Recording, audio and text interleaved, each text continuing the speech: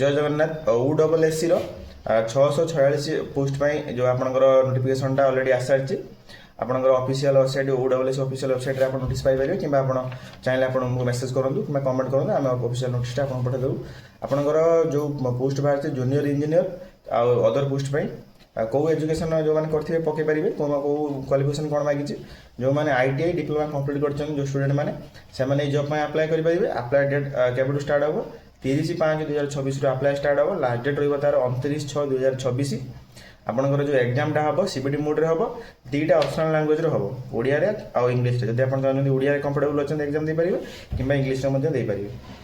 जो आप application fees के जनरल SC/BC कैटेगोरी रहा 500 टका रही चालान फीस जो मैंने SC ST PWD कैटेगोरी को बिलंग कर कौन चालान रही आपंकर फीस आपंकर कौन पड़ोनी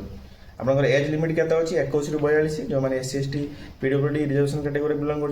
5 वर्ष एक्सट्रा एज रिलैक्सेशन भी अच्छी एज पर रूल्स आपंकर जो